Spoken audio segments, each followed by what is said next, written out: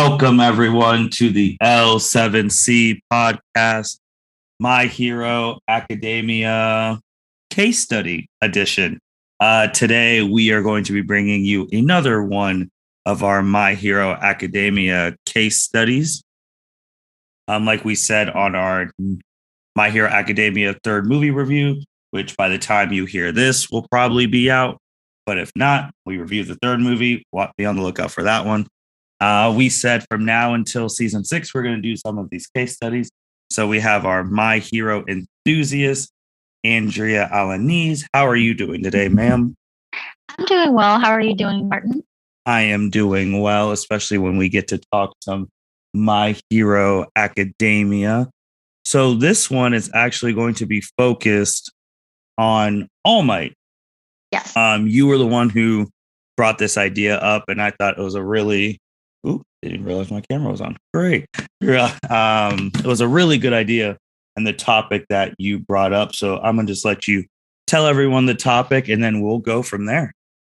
So kind of the overall theme of this case study is whether or not All Might's kind of idea and then fulfillment of his idea of being the pillar of justice for Japanese society on the I'll say micro, since it is a national level. It's not truly micro level, but we don't really know if he's really a pillar of justice throughout the entire world, the same level that he is in Japan. But whether or not that kind of has negative aspects and kind of exploring what those negative aspects are, because it's never really, at least as far as we've seen, discussed. It might be touched on kind of here and there, but it's not fully like dredged out in the show so far. So that's kind of where we're going with this today. Right. And his title of the symbol of peace, I know it's on his hero wiki. It says he bore the title of the world's symbol of peace. Oh, okay. So okay. Which would make sense too, because the first movie they went to America. They all knew who he was. But yeah, this is super interesting. Oh my gosh. Just that tidbit now irritates me about the movie just a little bit more, because it didn't seem like anybody else in the different countries were asking where All Might was or like how he was doing. Like nobody ever outside Japan seemed to kind of mention him. So like that. In the third movie? Yeah. Well, if the third movie is canon, that means it is. Everyone in the world saw him retire. So that's true. But I mean, as a symbol of peace, like you would think people are still like wondering what he's up to, how he's doing. They know he's teaching at UA. Like somebody got to say something about him at some point in other countries, but that's just a personal little thing, I guess. It could have been off camera because I mean, he was invited to their basically UN. He was like co-commander, basically. Yeah, so he was at the base of operations. Yeah. And he was the one giving the pep talk to every hero across the world. So I think that does show something. Yeah.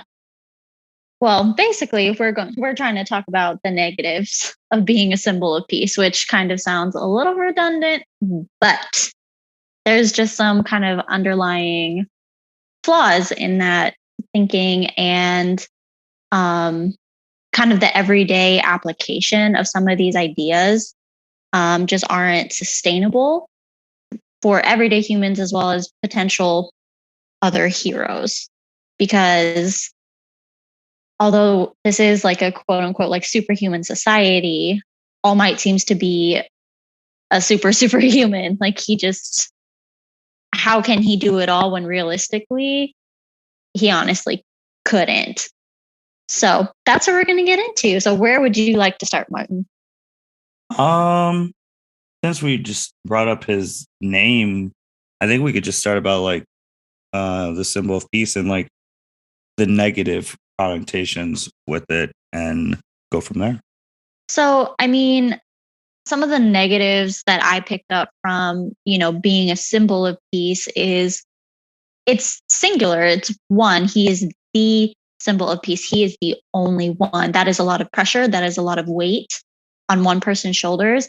And it's also kind of a self-isolating title, which then that added pressure makes you feel like you are the only one that can carry the burdens that you have to.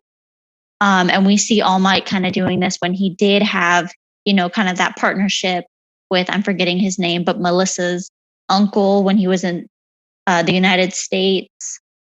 They kind of had a partnership, and he did kind of let him in on One for All. I'm so sorry. I always get that confused. One for All is kind of secret to him. But it seemed like as things kind of developed and got more complicated, All Might had to break away and put separation. And then the same thing kind of happened with Sir Night-Eye, his actual official sidekick, that Sir Night-Eye is trying to talk to him about, hey, like, you need to put your health first. Like, you're heading straight to your own demise. Like, let us help you. You need help. Look at what's happened to you. Because that's right after his fight with All for One, and he's missing a lung, heavy internal organ damage, and he's trying to walk out of the hospital before he's ready. And it's very apparent in those scenes that he's not ready to do so. But he, as a symbol of peace, has to carry that smile, has to be there, because the symbol of peace cannot fall, which is unattainable, because although he is a super, super human, he's not immortal.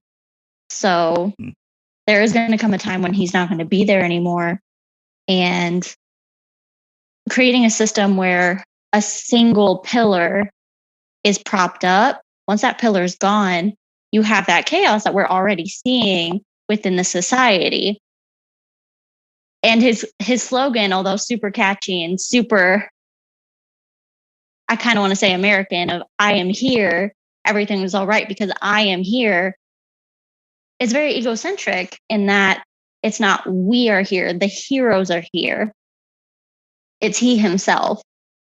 He is the number one hero. He is better than everybody else. He just is.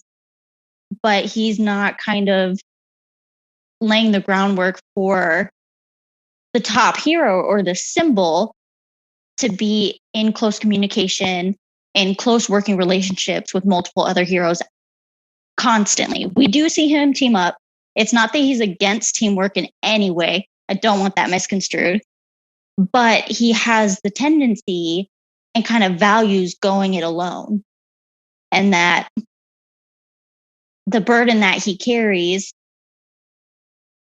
is only for him and he can't share it, which can trickle down into the next generation, which, I mean, teamwork makes the dream work. So a team can only go so far with one star player. That's why you need to foster collaboration and learn to share your burdens. I would say when you said the teamwork thing, and just, I don't know why it made me think of, there's a lot of people who would disagree of good old college projects with the group. Oh, I know. And one person carrying the whole team to at least a B or A, and I wouldn't ride in the coattails of that. But on the symbol of peace thing, on a points that, like you said, I think my biggest thing is All Might's probably what, in his 40s. If Endeavor's probably in his 40s, probably around that age, probably. Mm-hmm.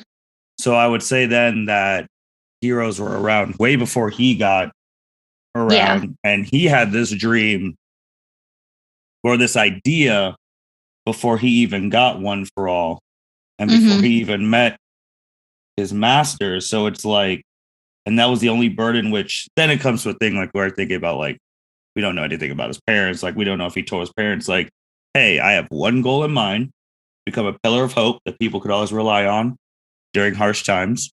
I mean, it's a fantastic goal, but it's pretty lofty. I'm pretty sure in a normal, if he told his parents that, like, oh, I believe in you, but don't know if you're actually going to get it. But he achieved it and he got it. And I think my biggest thing, one of the things you said is that I don't know if it's egotistical because because if it was egotistical from their story point, then Stain would have tried to kill him. And that's true. That's the only hero that Stain respects. Like, he inspired Stain to go to UA or whatever private school he went to. And when Stain realized that all these people weren't like All Might, that's when he's like, I'm going to start killing these worthless heroes, because you see people like Mount Lady, or like people just wanting it for the press or stuff like that. God bless her soul. Season 1 through, she's probably changed now. Season 1, Uraraka, even though it's noble, but doing it for the money for her parents, not necessarily like saving. For the good of the people. Right. So that was probably the wrong word to use, because his goals, his intentions are extremely selfless. And that also is why, their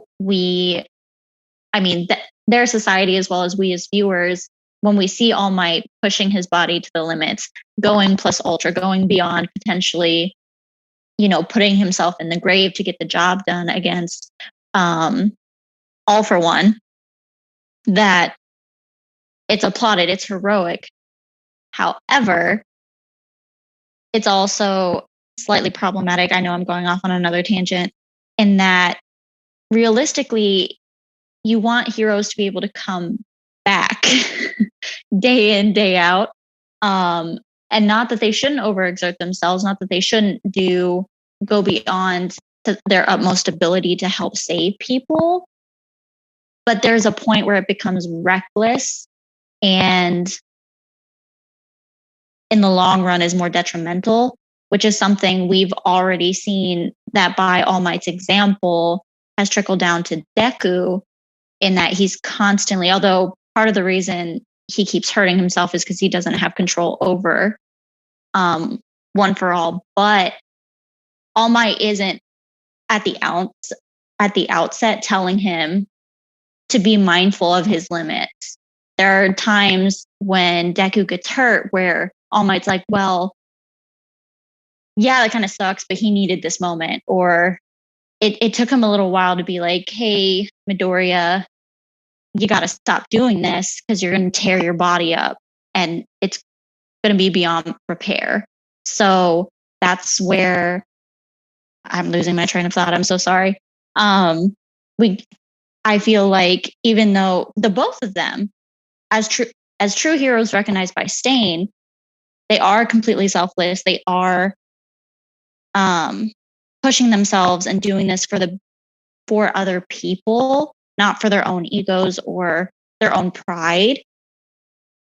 But the idea that All Might kind of seemed to feel that he was the only one capable of doing so is where things kind of get a little gray for me.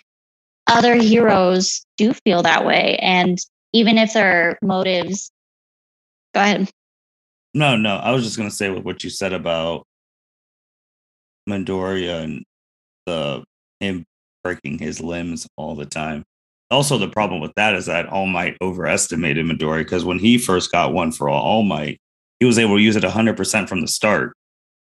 So, like, if he's only seen one person before him use it, then this person after, he's like, everyone knows how to just get it and be 100%. But that's something, again, which was a problem with, I don't want to say a problem, but like, when you devote yourself to one singular mission with that focus, nothing else matters. So with him being the symbol of peace, he obviously didn't learn how to be a good teacher. And that's been stated by whatchamacallit Eraser. It's been stated by Gran Torino. Like, all of the people who Midoriya has met teacher-wise have stated that All Might's not really the greatest teacher. And obviously he was neglecting paperwork when he was a symbol of peace, because he's zooming across the planet. So that's why he had the sidekick. So it's like neglecting that sort of stuff. And I think my biggest thing with, I don't think it was of him thinking no one else can do it. I think it's more no one else had the idea of it. And it actually goes into one of my biggest things is that with the other heroes, they all got complacent. That's the problem. Like, it's even stated in season 1, President Mike, who is a teacher, who is a full-fledged hero in his own right, talking about just stall until All Might gets here. Like, do something. So that's the biggest thing. And it's like, and just doing it to normal people's standards. Like, everyone has a person or people that they know who always get roped into or whatever, doing all the stuff that in your friend group because A, they've proven they can handle it or they've had no complaints. But then when that person's gone, you're like, where do I go to? So I think that's the biggest thing that yes, he was saving everyone, but everyone was getting complacent. And I honestly think, and that's why probably another reason why Hawks really likes Endeavor, because Endeavor was the only person on planet Earth who wasn't getting complacent with All Might around. Sure, it was for his own selfish reasons, but he was still training. And everyone else is just like, All Might's around, whatever. We don't have to do anything. And then as soon as All Might was gone, I mean, just look at the world since All Might, like that symbol. You had Overall's reign. Now you have the Bena Liberation Army. You had the movie, the Humanize Front. 3 huge terrorist organizations Right. that have happened since that symbol went down. And Overhaul even said with him down, like things are changing in the criminal thing because like All Might's thing was like he was a symbol for like the normal people, good guys, whatever, but he was also a warning to like any criminal out there, like, hey, if you do something just because my one for all is so honed, I can hear you from Japan. I'll be in Europe in 2 minutes.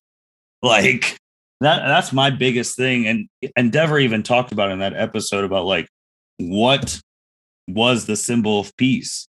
Because like the one after a month of him retiring, crime rose by 3%. Like there was so much unease in the country of Japan itself of people saying, I don't know if I like Endeavor. He's not a symbol like All Might. Like that's the thing too. Because if you go back to like another anime, or just even the definition of a pillar is not supposed to hold one thing all by itself. Right. Like that, just general, like one pillar cannot hold a house. It can't. You need multiple pillars. Hence why there's not, in another anime, there's not one Hashira. There's 9 of them. Because they're holding up the entire demon corpse. All Might was holding up the entire hero society. So that's my biggest thing, that no other hero was like, hey, All Might, because he won every time. Like there's going to be a time where he's either retired or dead. Because unfortunately, I think I was like watching The Flash, and it's like superheroes don't get 401ks. Like they don't. They don't get 401ks. They don't have retirement plans. They either have to retire because they're not the same as they were, or they're going to be more harm than good, or they die in duty. That's the only 2 options for superheroes. And My Hero Academia is an anime about superheroes. It's the same thing. Right. I mean, none of the previous One for All users just got to, well, I guess All Might didn't even retire on his own terms. He had to use everything he had to beat All for One the last time. All the other previous users died. I mean, Night Eye didn't get to go out on his own terms. Like it's not, the hero gig is not something if you want to try and retire at 65 to do. Don't know how Gran Torino's still alive. Like he's the anomaly that he's seen 3. Well, we for sure have seen 3 generations of One for All, maybe even more. But yeah, so I just think that my biggest thing is that no one else was getting ready because everyone was relying on him. And if the person you rely on the most is gone, you get in a frenzy. And that's what happened. Because I just want to ask you this question. So if All Might had his powers, would they have even called any of the other heroes in the previous movie? In the movie we just saw? Right. Like, would they call him? Like, oh, why do we need to call everyone else? We have All Might. He can literally go boom boom to each country and get the trigger bombs. See, but that's just that I know that's part of your point, but it just irks me that we would rely so heavily on this one person. And yes, he is All Might. Like I understand that technically he could do it, but if there's any sort of, random something that could stop him or delay him, then the whole thing's gone. It's just it's one of those things where you're hanging by a thread and that thread is made of steel. So you assume you're good to go. And then all of a sudden, I'm blanking my chemistry, awful, but something comes through that can cut through steel like butter. Now you're done. Whereas you could have had that steel thread strengthened with other maybe less powerful thread woven around it to be more like a rope instead of a singular. Like there needed to be more of a base. And I personally, this might be a very unpopular opinion, but I feel like part of the reason everybody got complacent was All Might did make it seem like he was always going to be around. He didn't kind of really stoke those flames of with his fellow heroes currently. He was definitely a symbol for the younger generations, the people coming up. But it didn't seem like he was bolstering his own, age group peers to keep pushing to go plus ultra. Like No, we didn't see any. You're right. In all 5 seasons, 3 movies of what we know, you're right. We've never saw him pushing that group. But what we do know is that when he had his breakup with Night Eye, when he got hurt, Night Eye's like, hey, we're going to need to start thinking of a succession plan. Like, because you're not going to be around forever. And he wasn't hearing that. So then they broke up. He was doing his own singular thing because he's like, there's people still out there who need help. I'm still a symbol to all of them. They're counting on me and all of that stuff. Because that whole title is a whole different thing than being like the number one hero. Right. Like, so it's like anyone else could have been the number one hero, but they would have still saw him as like the symbol. It supersedes, right? Yeah, it supersedes the whole list. So that's really the problem with that. It's just like, I guess, how much responsibility is it for him to tell someone that hey, not gonna be around forever. Everyone else needs to train, step it up. Or how much is it? Because they're all adults. Like, what's their responsibility? No, absolutely. Like, for sure. Like, if you leave a job and you were the main person, it's not your responsibility to be like, hey, since I'm leaving, you guys are gonna have to like step it up. I mean, it's their responsibility as like adults, and they all were adults, capable heroes. It's just not the same caliber, right? And like All Might said, and I think something too that pissed All Might off, as much piss as we can see without him fighting like All for One, is it was like the second episode of My Hero when he was training Deku on the beach. And he was talking about like back in the day, hero work wasn't about sponsorships, money, TV. It was about doing community service, like shit like that, picking up stuff from the beach or like helping. Like that stuff was real hero work. And when he listed that stuff, I was like, oh, I think he's a little kind of perturbed himself, not to the level of staying killing everybody, but right. That hero stuff has become more superficial. Like he never had an agency, like Endeavor and them. Even though, I thought he does, doesn't he? Not like he had his own office because he was too busy going around the place. I know. Oh, I don't know. I could have sworn I saw something that he has an agency, but that he's basically never there, and we've never seen him there.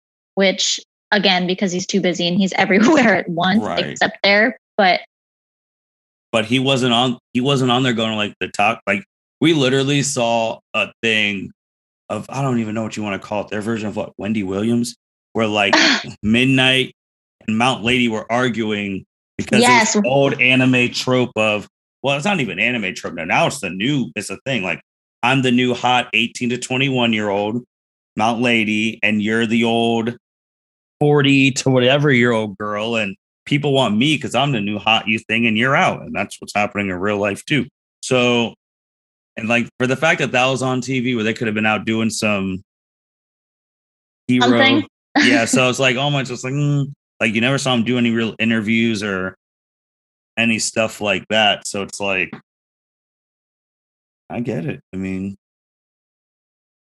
when you see everyone else just trying to do it for the money, and it's like, I don't know if anyone's in it for the same reasons I am. Who can I trust? See, but it's one of those things where it definitely, like you said, they're all adults. So it's not like solely his responsibility to galvanize everybody. Mm-hmm. But it's one of those things where, and it could just be that we haven't seen it. We haven't had we haven't seen him during his like an extensive period of his early years, the middle years. Right. Cause I think, what age is he in right now? I don't remember because there's like the different time periods have different names and I can't remember. But I mean, he very well may have. We just don't have this information. But just even talking about it, and I will disagree with you on the point that while he doesn't really do like showy interviews, that he's not going out there for the popularity, he definitely does know media and tailors his image.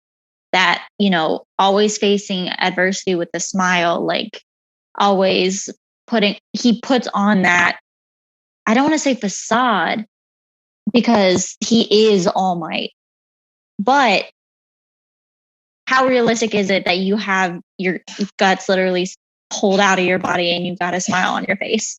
Like you're about to win this shit. Like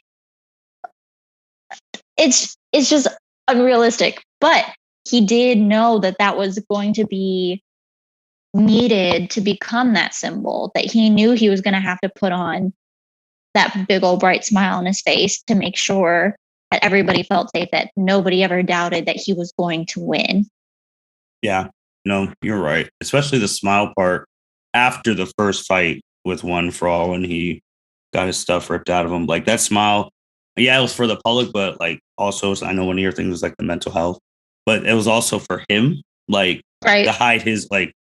I mean, how many times in the real world do people smile and tell everyone everything's okay, but internally they're having insecurities, crying, sad? Like that's a general thing, no matter who you right, are. But I mean, he had his issues, but his biggest thing was protecting literally the planet. So as long as any like if he went, as long as any like villain like saw All Might, they're like, okay, this guy's still around. We might have to calm it down. But and seeing him, but now it's just like it's almost open season. mm-hmm. So yeah. But you had some stuff, other stuff about like his mental health and all of that, right?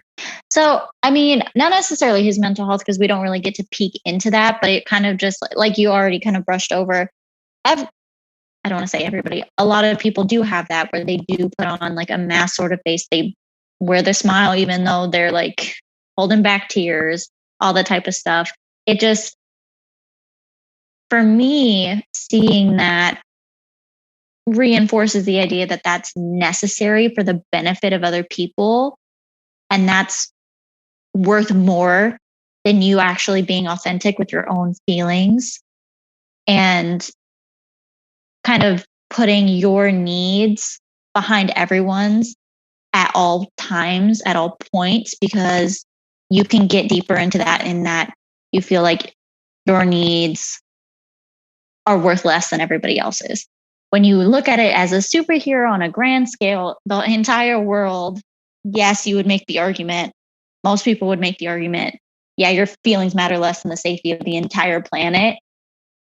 However, there has to come a point where you do recognize and check in with yourself, which is part of kind of that gray area. I felt like for normal people, it's important to realize that masking your feelings, hiding your feelings, or always putting the needs of others before yourself can be negative in the long term. It can lead to things like burnout in high stress jobs. It's just, it's one of those things where I hope maybe down the road we get a little bit into that it is okay for a hero to break down and have a moment of weakness. Because at the end of the day, a lot of what, like you mentioned with the kind of the interviews and the social media, they're kind of like celebrities. They are. And They are. so there's that idea of, have that smile on your face, you look picture perfect all the time. And people aspire to be like that, but it's unattainable and it's not relatable. I'm hoping that, with like Deku's class or some of the other heroes can be a little bit more just normal human, even when they are their superhero alter egos, not to the level of like Zenitsu and Demon Slayer that he's running screaming, scared to death every second of every day. Because although that is relatable in these situations, that doesn't put anyone at ease. However, having a hero in the midst of a battle where they really could lose have a look of concern, but then they pull it out instead of like plastering that smile on their face. And also, if you think about it, you'd have to make that conscious effort as you're fighting for your life and for the lives of all these people to make sure you got a smile on your face while you're trying not to get killed. Yeah, and then do the pose. I think my biggest thing also on that point with the human side, because technically All Might is the only one who truly had a secret identity. Right. So he was able, like when you didn't see him in his All Might form and just his Toshinori form, like wherever he lived or whatever, just letting it all out or talking to his closest like people at the time. So that's another thing too, that he had, like, you could walk past like his normal form down the street and you would have never thought that was All Might. Right. So it's basically Deku like, didn't. No, Deku didn't. I know, and that's is one of his biggest fanboys. So he wouldn't even be able to notice like the eyes or like the hair color or like his voice, like so stuff like that. So that's one of my things too. Like when he got unveiled that that's what he looks like, it's almost like finally figuring out that Clark Kent is Superman. Right. So it's like the illusion's gone. The illusion. Now you're just like, oh my gosh, I walked past this person at the grocery store and this was freaking All Might. So it's like, I guess, and to go into your thing about the humanizing, that's why I brought it up, because like no one else really has secret identities. I know. Like you wouldn't know where All Might lives. You wouldn't. Because it's not like if it's listed in the thing as like Toshinori, you're not gonna be like, all right, some guy named Toshinori lives there. Whatever. I'm just delivering his mail every day. Endeavor, you could literally pull up on My Hero Zillow. And now he has 2 houses. So yes. Oh my God. What season? That was season 5, right? Mm-hmm. It was just last season. Okay. It was, yeah. I'm starting to get so confused. Oh my goodness. But yeah, it just Shigaraki can literally, he can go walk to Midoriya's mom's house, dust her up, bring her back. Because none of these people have. That's one of my biggest things. Like it's like every public, it's like, oh, we have our hero names and we call them our hero names, but we all know who we are. So it's like no secretive. And also in the midst of battle, we'll call each other by their first names instead of their hero names because it's just like instinct, which makes sense. But also when you're a wanted criminal, they're gonna put your full name and your hero name on the news. So if there is Yellow Pages, if that still exists, yeah, so all you'd need is their normal name, and then you can find anybody. Oh yeah, like, oh, what hero went to UA in 2020? Oh, this person. Oh, all right, let's just go look at the yearbook, or they still give out phone like things over directories back in there. Just like that's the other thing too. You can't even live a dual life because they don't live dual lives. They live one singular life. That's right. It. Like All Might was able to, like, when he wasn't there, whatever, a few times, just go to his normal form and walk around society. Like also too, the first episode, no one noticed that this dude was literally transforming in the middle of the crowd. Like, nope. That was wild. Like no one just walked behind. It's like, oh my gosh, this guy's like changing.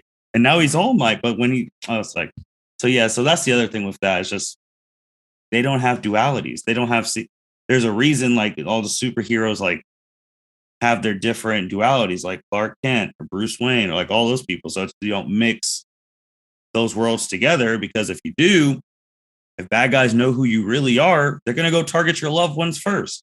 Which that's why I say these bad guys are idiots, because they just don't go like, you want Midoriya dead, go snatch his mom. He'll turn himself in right away. For sure. For sure. What other stuff did you have? I mean, that was most of it. I wanted to know if you felt like All Might might have a little bit of trust issues going like way back to the start when I mentioned about like kind of self-isolating behavior. I don't know if I can't put my finger on if it's like trust issues or if it's just that level of stubbornness that he didn't want to listen to anybody. And I keep going back to that, like you've already mentioned, those scenes with Sir Night Eye, where, you know, they're trying to help him. And he's just, no, I have to do this myself.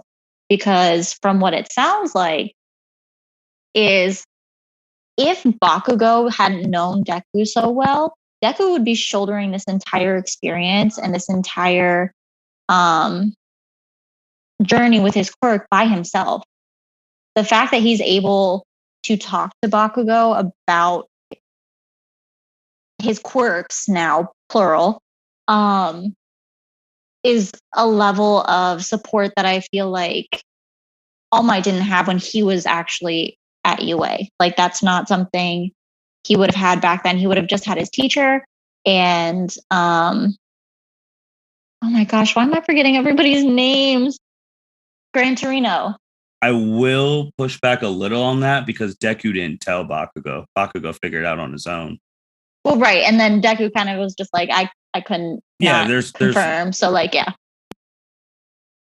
So if someone else, so like, I don't know who the hell like would have been his Bakugo. It's just so far. Like if he had a Bakugo and he would have told, because honestly, more people knew about All Might's One for All than Deku's right now. Well, if you do from his time, because you had the principal, you had the freaking police chief, you had when he was in high school. Well, I don't know about high school, but I was just saying like that we knew who knew, like maybe adult. Yeah. Well, definitely Gran Torino. Mm-hmm. His master. I'm sure the principal knew. His master, the principal. Night Eye finds out when they become sidekicks. Right. The dude from America knows. Yeah. So it's like, which was his decision to, his choice to tell, which is true. But then he tells Midori, obviously not tell anyone because that'd be a huge thing. Because if you told them that you have this power at that point, and that means All Might's getting weaker, overall could have showed up in season 2, which that could have been very bad. So right. But that also goes into a little bit of like, so all these students, not that Midoriya would go blab to everybody everywhere, but all of these students should be becoming heroes. So we do still have a traitor afoot somewhere. Mm-hmm. And it seems that All Might is very aware of these facts, maybe not to the level of like the war is coming level at that time, but it's just, I just feel like, I lost my train of thought. I believe Deku having Bakugo as a sounding board, as that rival, pushes him a lot. I don't know that All Might had anyone like that in high school when he obtained the quirk. Although he did share that information, like you said, with the guy in America and Night Eye. So there are a lot of people that know, but it seems that he has a secret and will share that. But then when push comes to shove and the responsibilities of the One for All versus All for One, he shoulders that burden by himself. And then that burden gets transferred to the next person in line. And so I feel like this is propping Deku up for a situation that everything is going to be on his shoulders when it doesn't need to be. In my personal opinion, and again, might be very unpopular, even without knowing the secrets of All for One and One for All, I'm not entirely sure I understand why they don't fight All for One as a group, like multiple heroes. Why does it always have to be All Might versus him? Nana Shimura? His master. Yeah. Shigaraki's grandma. Where it's like, why is it always a one-on-one situation? Go ahead. It's just, especially if All Might has already shared this secret with multiple people, how is it that that burden cannot be shared with others? Because a group effort, more strategic planning, more strengths, differing strengths could potentially push the scales so that All Might doesn't need to have to do it all by himself. Well, on that part, before I go to the other stuff, remember they rated the place as a group. They had like the top 10 heroes all there. Like with to get Bakugo before he had his final fight with All for One. Like they rated it as a group. It's like they all lined up. He said, "We're here," because they thought it was a pizza delivery, which that is idiotic. But it's just All for One was just significantly stronger than everyone else. Blue Genius was the number 3 hero, and he got a hole put through his chest in 2 seconds. Like the power, that's not even like from a real life thing I can understand, but from like their My Hero thing, the power scaling was so. If you didn't have those 2 quirks, you were just at the bottom. Well, the bottom compared to those 2, especially All for One, who could just take your quirk. Like that's just bad in itself. It's almost from a power. Now, if they have to have a final fight again, we'll see if they team up. But with the secret thing, I guess my only thing is did he really need did he need a Bakugo to walk the journey of the secret, or did he need just general friends that he didn't have to be All Might around? I think there's a difference in that. That's true. For example, I mean, you've worked at places. You didn't tell everyone on your teams or whatnot your burdens or your struggles or stuff like that. And you didn't need to tell everyone your burdens and struggles. Sometimes you just needed those friends where you just were like, don't have to talk about Andrea the worker. I can just be Andrea the woman and hang out. Like I felt like he needed more of that because everyone just saw him as a symbol and not just another human where he could just hang out or talk about like the random stuff going on because he was worked 24/7. Mm-hmm. So that's why I felt like he needed that person because Midoriya got that right at the beginning with Ida and Uraraka. Right. And then Shoto, and then now Bakugo's in the thing. So it's like he already had all those people where he could just be friends with. And I think the scene that showed that the most for Midoriya was when they couldn't tell anyone what was going on with Eri because it was forbidden if you didn't have a thing. And Ida and Shoto saw Midoriya crying and they both offered him food because they remember that he was there for them, not just as the hero, but as like the friend. So I think he needed more, which we didn't see. I think All Might needed more like confining friends who wouldn't care that he's All Might, that he's Toshinori, tell him what the real is, and go from there. I agree. Absolutely. Like he missed that completely because then, he graduates UA, his master gets smoked, and then he's off. So this is, man, I feel like the way you've said it, I don't know if you'll admit this. So you then currently like number 1 hero style right now of Endeavor because they're working more as groups than All Might then, which that is tough because we know you are not his biggest fan. Just somebody can be a shit human being, but know how to work well within a system or create a network. And as I think Shoto put it, like basically F you as a dad, but as a hero, UI8. So it's, I am more of a fan of getting more heroes together because there is strength in numbers. But you are right that part of the reason they need to do that is because that power differential is there and that power vacuum is tight. So, but no, I would agree that I prefer the kind of the more team approach, the more communicative between the different heroes. And we see heroes outside of the top 10 being communicated with for their specific strengths. So it's not even just a popularity contest, like I don't want to say other animes would make it that way, but you can get caught up in those numbers and that, oh, these are the top 10. So like we need to make sure we're getting our names still out there, or these are the faces that everybody's already seen. Let's keep using them instead of throwing newer faces, newer strengths, newer quirks out there for us, the audience, to see and explore. Right. No, I agree. That's just like with All Might, and even just like to other animes like Dragon Ball Z, when Goku's gone, like they're wondering, oh, if Goku was here, this, instead of like not realizing that someday, even Dragon Balls and all, he's not going to be there anymore. And I mean, he even said it in like their Boo saga. The reason he didn't kill Fat Boo's because he's not going to be around forever. The world needs to learn how to defend itself when I'm gone.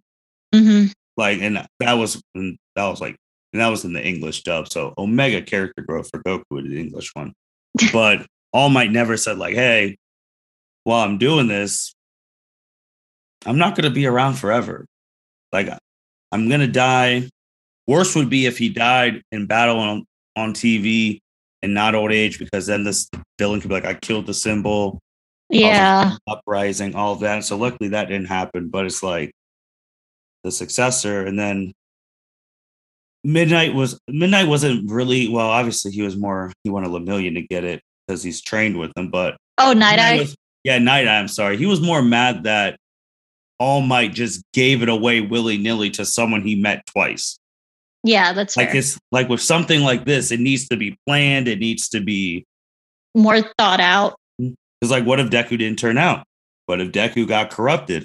Like something like all that stuff. So it's like, well, I mean, to be fair, his body can't handle the quirk. So like, talk about major drawbacks that's already built in. That is a major drawback. Yeah, so you have to train and all that stuff. Because I tell you right now, if Lemillion had All for One plus his current quirk, he'd probably be unstoppable more than he already was. Yep. So yeah, like you can't hit him, but he could Detroit smash you to Afghanistan. Like I don't know how you would beat that, but obviously now all the one for all quirks are going off on Midoriya, and we are still of the opinion that he has one hidden quirk that was hidden. So it's all going to work out for him in the end. We know it. But yeah, I think the biggest thing is that everyone got complacent when he was a symbol. And then when he was gone, they had to scramble. Yeah.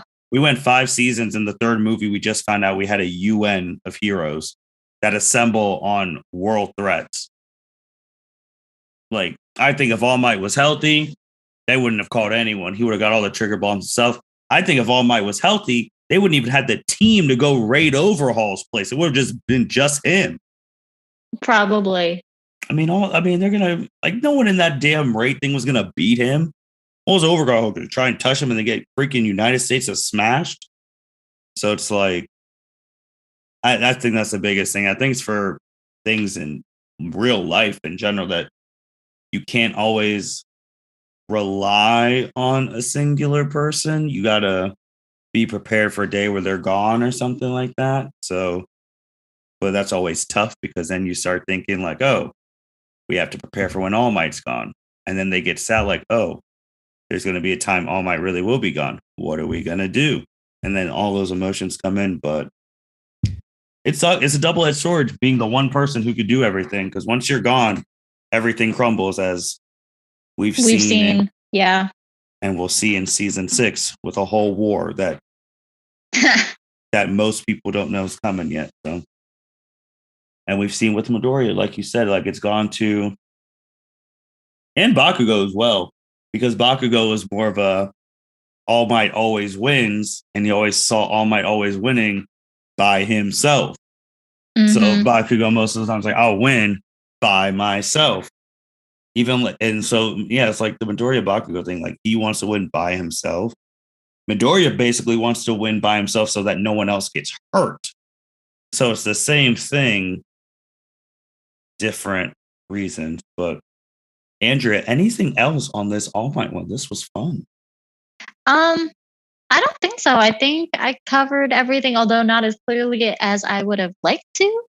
But I really enjoyed this actually. I don't know what we're doing next. I think I said you should pick the next case study. I do. And I thought about this today, and this is gonna relate to ethical debates that are going on right now.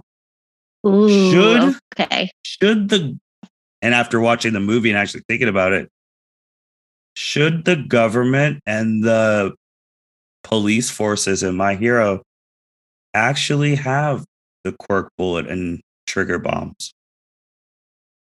Ooh. Like I was thinking about that today. Like, should they actually have those as a deterrent and what that would mean between the trust between the police and the heroes and And just society? I was going to say an everyday society, because basically everyone has a quirk. And oh, especially with those bombs, depending on the size radius, unless they modify it, it seems the intent is to kill. So at least Yes, with it the is. quirk bullets, at least with the quirk bullets, you have no more quirk. You're still alive. Yeah, but I was just thinking from a fact of what if a country has way more heroes than the other and they're not so friendly and they use them to invade and you have no way to Right. protect your country but that. So that's I think like should should the countries, the governments actually have trigger bombs like their own like we have nuclear bombs here, and should they have Yikes. the like what are the ramifications for that? So I think that's a good next one. Yikes. Yeah, and you can and you have what you said every 3 weeks, so you have time to think about it. I don't know if I want to think about that. That's so dark. That's so, oh my goodness. Oh, wow. Okay. Okay. Okay. I do have a question though, just off the top of your head, if you recall, because I'm not sure that I do. Are the police technically able to shoot with intent to kill villains and criminals? I think so, but the only Okay. police I've seen with powers was Ida's brother. He's the only one. It seems like most of the police are quirkless. See, well, I don't think it's that they're quirkless. It's that they don't have provisional licenses to use their quirks within their occupation.